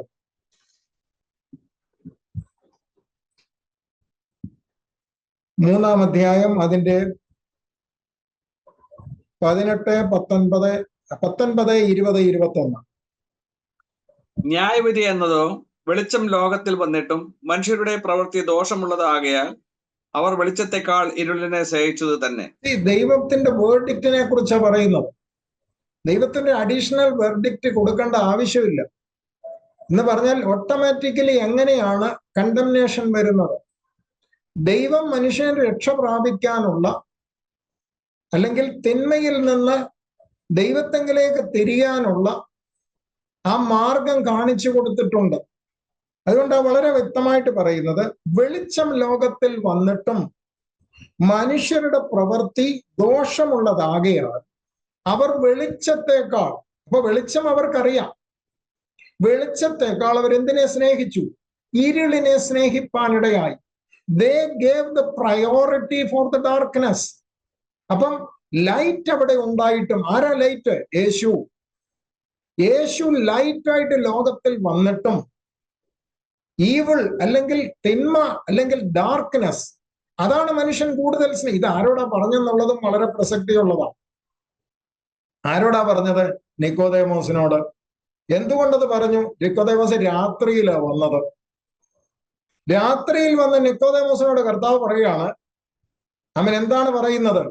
നീ വെളിച്ചത്തെങ്കിലേക്ക് വരണം. ഈ രാത്രിയിലെ പരിപാടി നിർത്തിയിട്ട് നീ വെളിച്ചത്തെങ്കിലേക്ക് വരണം. അത് മനസ്സിലാക്കാനാണ് 20, 21 വായിച്ചിട്ട് 20 and 21. തിന്മ പ്രവർത്തിക്കുന്നവൻ എല്ലാം വെളിച്ചത്തെ പകയ്ക്കുന്നു. തന്റെ പ്രവൃത്തിക്ക് ആക്ഷേപം വരാതിരിപ്പാൻ വെളിച്ചത്തെങ്കിലേക്ക് വരുന്നതുമില്ല. നോക്കുക, തിന്മ പ്രവർത്തിക്കുന്ന ഒരു വ്യക്തിയെ കുറിച്ച് പറയുന്നു, അവൻ വെളിച്ചം ഇഷ്ടപ്പെടുന്നില്ല. വെളിച്ചത്തെങ്കിലേക്ക് വരാൻ അവന്റെ പ്രവൃത്തി അനുവദിക്കുന്നില്ല. ഇരുൾ അവനെ വാഴുന്നത് കൊണ്ട് he doesn't like the light. വെളിച്ചം എന്ന് പറയുന്ന സത്യദൈവത്തെങ്കിലേക്ക് വരാൻ തിന്മ പ്രവർത്തിക്കുന്നവൻ കൂട്ടാക്കാത്ത എന്തുകൊണ്ടാണ്? തന്റെ പ്രവൃത്തി അവനൊരു ഗിൽറ്റി കോൺഷ്യൻസ് കൊടുക്കും. അവൻ ചെയ്യുന്ന പ്രവൃത്തി തിന്മയുള്ളതാണെന്ന് അവന്റെ മനസാക്ഷി അവനെ നോക്കി കുത്താൻ തുടങ്ങും. അതുകൊണ്ട് അവൻ എന്ത് ചെയ്യും? വെളിച്ചത്തെങ്കിലേക്ക് വന്നാലല്ലേ പ്രശ്നം, ഇരുട്ടിൽ തന്നെ അങ്ങ് ഇരുന്നാ മതി. അപ്പോൾ ഇരുളിനെ മനുഷ്യൻ വെളിച്ചത്തെക്കാൾ സ്നേഹിച്ചുകൊണ്ട് താങ്കൾ ചെയ്തുകൊണ്ടിരിക്കുന്ന ആ തിന്മയുടെ പ്രവൃത്തികളിൽ അവർ കണ്ടിന്യൂ ചെയ്ത് ജീവിക്കാനിടയാകുന്നു. എന്നാൽ ഒരു വ്യക്തി ഇരുളിൽ കിടന്നവൻ വെളിച്ചത്തെങ്കിലേക്ക് വരുമ്പോൾ അവൻ എന്ത് സംഭവിക്കുന്നു? പിന്നെ അവന്റെ മേൽ ഇരുളിന് ഒരു ഡൊമിനിയൻ ഇല്ല. ഇരുട്ടിന്റെ ശക്തിക്ക് അവന്റെ മേൽ അധികാരമില്ല. കാരണം അവൻ വെളിച്ചത്തെങ്കിലേക്ക് വരുമ്പോൾ കർത്താവിന്റെ പ്രത്യേകതയുണ്ട്. ഏത് മനുഷ്യനെയും പ്രകാശിപ്പിക്കുന്ന സത്യവെളിച്ചമാണ് ക്രിസ്തു. അപ്പോൾ നിക്കോദേമോസിനോട് കർത്താവ് പറയാണ്, ഇരുളും മാറിയിട്ട് വെളിച്ചത്തെങ്കിലേക്ക് കടന്നു വരിക. ഞാൻ 21 വായിച്ചോട്ടെ. സത്യം പ്രവർത്തിക്കുന്നവനോ തന്റെ പ്രവൃത്തി ദൈവത്തിൽ ചെയ്തിരിക്കയാൽ അത് വെളിപ്പെടേണ്ടതിന് വെളിച്ചത്തിലേക്ക് വരുന്നു. അവൻ വെളിച്ചത്തെ ഇഷ്ടപ്പെടുന്നു. ഇതാണ് സത്യദൈവത്തെ അനുസരിച്ച് നടക്കുന്നവൻ ഓൾവേസ് ലൈക്ക് ദ ലൈറ്റ്. വെളിച്ചത്തെ അവൻ ഇഷ്ടപ്പെടുന്നു. അപ്പുറത്തോ തിന്മ പ്രവർത്തിക്കുന്നവൻ അവന്റെ പ്രവൃത്തി അവന് ഗിൽറ്റി കോൺഷ്യൻസ് കൊടുക്കുന്നത് കൊണ്ട് അവൻ വെളിച്ചത്തെങ്കിലേക്ക് വരാതെ ഇരുളിൽ തന്നെ കിടക്കാനിടയാകുന്നു. എന്ന് പറഞ്ഞാൽ ഇരുട്ടിന്റെ അധിപതിക്ക് അവൻ കീഴ്പ്പെട്ടു പോകാൻ ഇടയാകുന്നു. അപ്പോൾ ഞാൻ പറഞ്ഞു വരുന്നത്, ഹെൽ എന്ന് പറയുന്ന ആ ഒരു എൻറ്റിറ്റി അവിടെ ദൈവം സൃഷ്ടിച്ചിരിക്കുന്നത് മനുഷ്യന് വേണ്ടി ആയിരുന്നില്ല, സാത്താനും അവന്റെ ദൂതന്മാർക്കും വേണ്ടി സൃഷ്ടിച്ച ഇടത്തേക്ക് ആരൂടെ പോകുമെന്ന് വായിച്ചോട്ട്. ആമേൻ, സ്തോത്രം. രണ്ടാമതൊരു വാക്യം വായിച്ച് റെവലേഷൻ ചാപ്റ്റർ 20 വേഴ്സ് 10. വെളിപ്പാട് പുസ്തകം 20:10 വായിക്കാം. Where is the final destination of Satan? അവരെ വഞ്ചിച്ച പിശാചിനെ മൃഗവും കള്ളപ്രവാചകനും കിടക്കുന്ന ഗന്ധക തീപ്പൊയിലേക്ക് തള്ളിയിടും. അവർ എന്നേക്കും രാപ്പകൽ ദണ്ഡനം സഹിക്കേണ്ടി വരും. ഈ പറഞ്ഞത് സാത്താനെ കുറിച്ചാണ്. സാത്താന്റെ ഡെസ്റ്റിനിയെ കുറിച്ചാണ് എഴുതിയിരിക്കുന്നത്. കള്ളപ്രവാചകനും മൃഗവും കിടക്കുന്ന ആ ഗന്ധക തീപ്പൊയ്കയിലേക്ക് സാത്താനെയും ദൈവം എന്നേക്കുമായി തള്ളിയിടും. അപ്പോൾ ഇവിടെ ആരൊക്കെ ഉണ്ട്? കള്ളപ്രവാചകനുണ്ട്. അതാണ് ട്രിനിറ്റി ഓഫ് സൈറ്റൻ. ദൈവത്തിനൊരു ട്രിനിറ്റി ഉണ്ടെന്ന് പറഞ്ഞതുപോലെ സൈറ്റന് ഒരു ട്രിനിറ്റി ഉണ്ട്. സൈറ്റന്റെ ട്രിനിറ്റി എന്ന് പറയുന്നത്, സൈറ്റൻ ഉണ്ട്, ഫോൾസ് പ്രോഫറ്റ് ഉണ്ട്, ബീസ്റ്റ് ഉണ്ട്. ഇവര് മൂന്നും കൂടിയ ഒരു ട്രിനിറ്റിയാണ് പിശാചിന്റെ ട്രിനിറ്റി. ഇവര് 3 പേരും പോകാൻ പോകുന്നത് ഗന്ധക തീപ്പൊയ്കയിലേക്ക്. ഇനി മനുഷ്യനെ സംഭവിക്കാൻ പോകും, തിന്മ പ്രവർത്തിക്കുന്ന മനുഷ്യന്. റെവലേഷൻ ചാപ്റ്റർ 20 വേഴ്സ് 15, 20-ാം അധ്യായം 15-ാം വാക്യം. ജീവപുസ്തകത്തിൽ പേരെഴുതി കാണാത്ത ഏവനെയും തീപ്പൊയ്കയിൽ തള്ളിയിടും. അത് വളരെ ഭയപ്പെടേണ്ട ഒരു വാക്യമാണ്. കുഞ്ഞാടിന്റെ ജീവപുസ്തകത്തിൽ പേരെഴുതി കാണാത്ത, കറുത്തവനാണോ വെളുത്തവനാണോ എന്നുള്ള വിഷയമല്ല, വിദ്യാഭ്യാസമുള്ളവനാണോ ഇല്ലാത്തവനാണോ വിഷയമല്ല, ഇന്ത്യക്കാരനാണോ അറബിയാണോ അമേരിക്കനാണോ വിഷയമല്ല. എന്താണ് അവിടുത്തെ ക്രൈറ്റീരിയ? കുഞ്ഞാടിന്റെ ജീവപുസ്തകത്തിൽ പേരെഴുതി കാണാത്ത ഏവനെയും, അത് കർദിനാൾ ആകാം, അത് മെത്രാപ്പോലിത്ത ആകാം, അത് സാധാരണ അൽമേനി ആയിരിക്കാം, തിരുമേനി ആയിരിക്കാം, ഇതൊന്നും ഇവിടുത്തെ വിഷയമല്ല. ഒറ്റ കണ്ടീഷൻ, കുഞ്ഞാടിന്റെ ജീവപുസ്തകത്തിൽ. ഇന്ന് രാത്രി വചനത്തിന്റെ മുമ്പാകെ ഈ ശബ്ദം കേൾക്കുന്ന, യൂട്യൂബിലൂടെ ഇത് ശ്രവിക്കുന്ന പ്രിയപ്പെട്ടവരോട് കർത്തൃനാമത്തിൽ ഓർപ്പിക്കട്ടെ, നമ്മൾ ഉറപ്പിക്കേണ്ട ഒരു കാര്യം ഇതാണ്: ഗന്ധക തീപ്പൊയ്കയിൽ പോകാതിരിക്കണമെങ്കിൽ അവൻ എത്ര പണക്കാരനാകട്ടെ, പാവപ്പെട്ടവനാകട്ടെ, അവൻ ലോകത്തിൽ പേരുള്ളവനാകട്ടെ, പേരില്ലാത്തവനാകട്ടെ, അതൊന്നുമല്ല ഇവിടുത്തെ വിഷയം. യേശുക്രിസ്തുവിന്റെ ജീവപുസ്തകത്തിൽ ജീവൻ പ്രാപിച്ചവരുടെ പേരാണ് ജീവപുസ്തകത്തിൽ ഉള്ളത്. പാപത്തിൽ മരിച്ച ക്രിസ്തുവിൽ ജീവിക്കുന്നവരുടെ പേരാണ് ജീവപുസ്തകത്തിൽ എഴുതപ്പെടുന്നത്. നാം ഏത് വിഭാഗത്തിൽ ജനിച്ചു വളർത്തപ്പെട്ടു എന്നുള്ളതല്ല വിഷയം. നമ്മൾ ഉറപ്പിക്കേണ്ട ഒരു കാര്യമുണ്ട്. എന്റെ പേര് അവന്റെ പുസ്തകത്തിൽ ഉണ്ടെന്ന് എനിക്ക് നിങ്ങൾക്ക് ഉറപ്പുണ്ടായിരിക്കണം. ആ ഉറപ്പാണ് നമുക്ക് ക്രിസ്തീയ ജീവിതത്തിന്റെ മൂലധനം എന്ന് പറയുന്നത്. നമുക്ക് ലോകത്തിൽ ഒരുപക്ഷെ ഉദ്ദേശിക്കുന്ന ഒരു നന്മയും ഉണ്ടാകണമെന്നില്ല. ഈ ലോകത്തിൽ നമ്മൾ പ്രതീക്ഷിക്കുന്ന രീതിയിലുള്ള ഒരു ഉയർച്ചയും നമുക്ക് ലഭിച്ചെന്ന് വരില്ല. എങ്കിലും ഒരു കാര്യത്തിൽ നിർണയം ഉണ്ടാകണം. അവൻ എന്താണ് ആ നിർണയം? എന്റെ പേര് അവന്റെ പുസ്തകത്തിലുണ്ട്. യാമേൻ സോദർ. അതുകൊണ്ടല്ലേ കർത്താവ് പറഞ്ഞത്, ഭൂതം നിങ്ങൾക്ക് കീഴടങ്ങുന്നതിലൊന്നും നിങ്ങൾ സന്തോഷിക്കണ്ട, പേര് മുകളിലുണ്ടെന്നോർത്ത്, സ്വർഗത്തിൽ നിങ്ങളുടെ പേര് എഴുതപ്പെട്ടിരിക്കുന്നു എന്നോർത്ത് നിങ്ങൾ സന്തോഷിപ്പീൻ എന്ന് പറഞ്ഞെങ്കിൽ അതാണ് നമുക്ക് സന്തോഷിക്കാൻ വക. ഈ ലോകത്തിൽ എന്ത് നേടി എന്നുള്ളതല്ല, കഠിനാധ്വാനം ചെയ്യാൻ എന്തൊക്കെ ഉണ്ടാക്കി എന്നുള്ളതല്ല, അതൊക്കെ നമ്മുടെ ജീവിതത്തെ കുറച്ചുകൂടെ സുഗമമാക്കുമെന്നുള്ളത് സത്യമാണെങ്കിലും വാസ്തവമായി നാം പ്രാധാന്യം കൊടുക്കേണ്ടത്, ആമേൻ സ്തോത്രം, എന്റെ പേര് അവന്റെ പുസ്തകത്തിലുണ്ട്. യേശുക്രിസ്തുവിനെ കൈക്കൊണ്ട് അവന്റെ ക്രൂശ് മരണത്തോട് താതാത്മ്യം പ്രാപിക്കുന്ന സ്നാനത്തിലൂടെ ക്രിസ്തുവിനോട് ചേർന്ന് വിശുദ്ധ ജീവിതം നയിക്കുന്ന, യേശുവിന്റെ വരവിന്റെ പ്രത്യാശയിൽ വിശുദ്ധ ജീവിതം നയിക്കുന്ന, ആത്മാവിനെ പ്രാപിച്ച് ആത്മാവിലും സത്യത്തിലും ദൈവത്തെ ആരാധിക്കുന്ന ദൈവമക്കളുടെ പേരാണ് ജീവപുസ്തകത്തിലുള്ളത്. അവരെ ചേർക്കാനാണ് കർത്താവ് മധ്യാകാശത്തിൽ വരുന്നത്. Hallelujah, hallelujah. നമുക്ക് തലവണക്കാം, ദൈവസന്നിധിയിൽ പ്രാർത്ഥിക്കാം. സാത്താൻ ദൈവത്തിന്റെ മുമ്പിൽ നിസ്സാരനത്രേ. അവനൊരു സൃഷ്ടിയാണ് ദൈവത്തിന്റെ മക്കളെ. അവനൊരു കെരൂബാണ്. ഹല്ലേലൂയ. അവന് ദൈവം ചില പ്രത്യേക അലങ്കാരം അണിയിച്ചു എന്നുള്ളത് സത്യമാണ്. എന്നാൽ ദൈവത്തിന്റെ മുമ്പാകെ അവൻ നിവർന്നു നിൽക്കാൻ പ്രാപ്തിയില്ലാത്തവനാണ്. ദൈവം മനുഷ്യനോടുള്ള ബന്ധത്തിൽ, തന്റെ പദ്ധതികളോടുള്ള ബന്ധത്തിൽ സാത്താന് പ്രവർത്തിക്കാൻ അവസരം കൊടുത്തിട്ടുണ്ട്. ഭൂമിയിൽ അതിന്റെ ഒരു കാലം ദൈവം വെച്ചിട്ടുണ്ട്. അതിന്റെ അർത്ഥം അവൻ ദൈവത്തിന് അതീതനാണെന്നല്ല. ദൈവം ആഗ്രഹിക്കുന്നത് എന്താണ്? എന്റെയും നിങ്ങളുടെയും കാലിന്റെ ചുവട്ടിൽ ഈ സാത്താൻ വരണമെന്നുള്ളതാണ് കർത്താവിന്റെ ആഗ്രഹം. അതുകൊണ്ടാണ് റോമാലേഖനത്തിൽ പൗലോസ് പറയുന്നത്, സമാധാനത്തിന്റെ ദൈവമോ അസമാധാനം വരുത്തുന്ന സാത്താനെ നിങ്ങളുടെ കാലിന്റെ കീഴിൽ ചതച്ചു കളയും. ഹല്ലേലൂയ.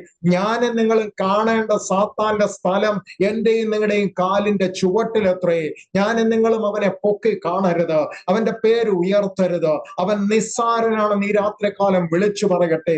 വചനത്തിന്റെ വെളിച്ചത്തിലാ പറയുന്നത്. എന്റെയും നിങ്ങളുടെയും ഡെസ്റ്റിനി യേശുവിനോട് കൂടെയുള്ള എറ്റേണിറ്റി ആണെങ്കിൽ അവന്റെ ഡെസ്റ്റിനി എന്ന് പറയുന്നത് ഇറ്റേണൽ ഹെല്ലാണ്. ദൈവത്തിന്റെ മക്കളെ, ഞാനും നിങ്ങളും ക്രിസ്തുവിനോട് കൂടെ വാഴേണ്ടതിനാ യേശു ക്രിസ്തുവിനെ രക്ഷകനായി സ്വീകരിച്ച് ദൈവത്തിന്റെ നീതിയുടെ പാതയിലൂടെ നടക്കുന്നത്.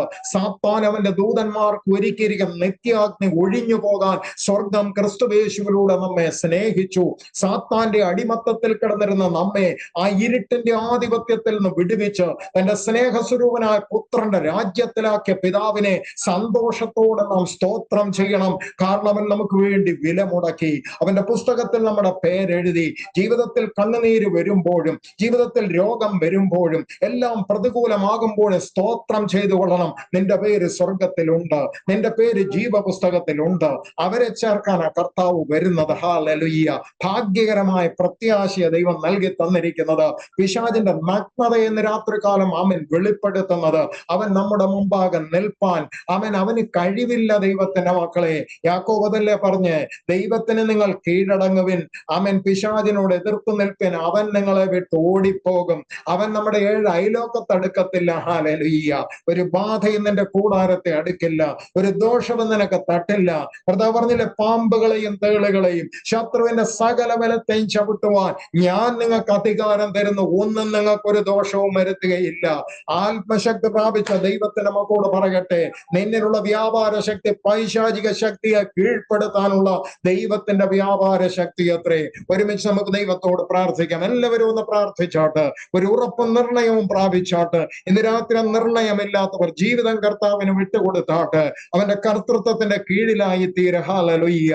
അവന്റെ പുസ്തകത്തിൽ നമ്മുടെ പേരെഴുതി കഴിഞ്ഞാൽ നിന്റെ ഓഹരി ദൈവമാണ്. ഹല്ലേലൂയ. നിനക്ക് വേണ്ടിയുള്ള കരുതൽ ദൈവത്തിൽ നിന്ന് വരും. നിന്റെ മേൽ ദൈവിക വാഗ്ദത്തങ്ങൾ വെളിപ്പെടും. ഹല്ലേലൂയ. ഹല്ലേലൂയ. പരിശുദ്ധ ദൈവമേ, സ്വർഗ്ഗസ്ഥ പിതാവേ, ഈ നല്ല ദിവസത്തിന്റെ രാത്രികാമത്തിനായി സ്തോത്രം. തിരുവചനത്തിന് മുമ്പാകെ ഞങ്ങളായിരുന്നു, ഞങ്ങൾ ശത്രുവായി നിൽക്കുന്ന, പ്രതിയോഗിയായി നിൽക്കുന്ന അവൻ സ്തോത്രം പിശാച് ആരാണെന്നും അവൻ ദൈവത്തിന്റെ മുമ്പിൽ നിസ്സാരനാകൊണ്ട് ദൈവമക്കളായി ഞങ്ങളുടെയും മുമ്പിൽ അവൻ നിസ്സാരനാണെന്ന് ഈ രാത്രികാലം വചനത്തിലൂടെ ഞങ്ങൾ പഠിക്കുന്ന കർത്താവേ, അവന്റെ ഡെസ്റ്റിനി നാശത്തിലേക്കാകുമ്പോൾ ഞങ്ങളുടെ ഡെസ്റ്റിനി നിത്യത നിന്റെ കൂടെയാണെന്ന് ഓർത്ത് ഞങ്ങൾ നിനക്ക് നന്ദി കരയേറ്റുന്നു. പിതാവിന്റെയും പുത്രന്റെയും പരിശുദ്ധാത്മാവിന്റെയും നാമത്തിൽ നിന്റെ ജനത്തെ അനുഗ്രഹിക്കുന്ന കർത്താവേ, നിന്റെ സാന്നിധ്യം നിന്റെ മക്കളോട് കൂടെ ഇരിക്കണം. Wherever they are. ഹല്ലേലൂയ. ദൈവിക കൂട്ടായ്മയിൽ നടത്തണമേ. കൂട്ടായ്മ ബന്ധമില്ലാത്ത ആരെങ്കിലും ഉണ്ടെങ്കിൽ ദൈവസഭയോട് ചേർന്ന് നിന്നുകൊണ്ട്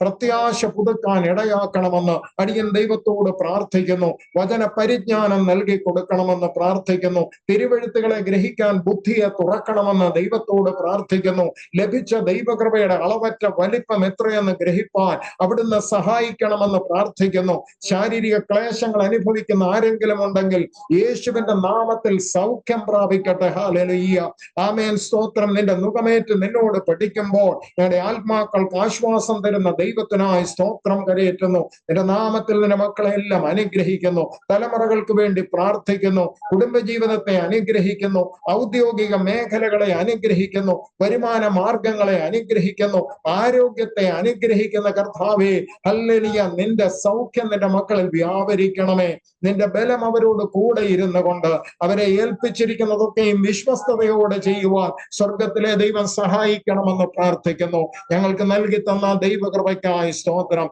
ഈ രാത്രി നൽകി തന്ന വിശുദ്ധ വചനങ്ങൾക്കായി സ്തോത്രം. ആ വചനത്താൽ ഞങ്ങൾക്ക് ലഭിച്ച സ്വാതന്ത്ര്യത്തിനായി സ്തോത്രം. വചനത്താലുള്ള ശുദ്ധീകരണത്തിനായി സ്തോത്രം. സകല മഹത്വം അറുക്കപ്പെട്ട കുഞ്ഞാടിന് പ്രാർത്ഥന കേട്ടത് കൊണ്ട് സ്തോത്രം. നീ ക്രൂശിലായുധവർഗം വെപ്പിച്ച് ദുഷ്ടനായ പിശാചിനെ ആമേൻ സ്തോത്രം പരസ്യ കാഴ്ചയാക്കി തീർത്തത് ഞങ്ങളുടെ കാലിന്റെ ചുവട്ടിൽ ചവിട്ടാനാകെ കൊണ്ട് ഞങ്ങൾ നിനക്ക് നന്ദി കരേറ്റുന്ന കർത്താവേ, പ്രാർത്ഥന കേട്ടതിനാൽ സ്തോത്രം. യേശു ക്രിസ്തുവിന് അൻപുള്ള നാമത്തിൽ തന്നെ ആമേൻ.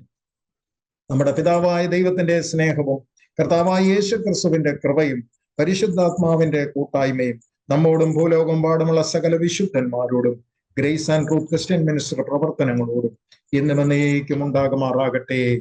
ആമേൻ. ദൈവം നമ്മെ അനുഗ്രഹിക്കട്ടെ, ആസ്വദിക്കട്ടെ. എല്ലാ പ്രിയപ്പെട്ടവർക്കും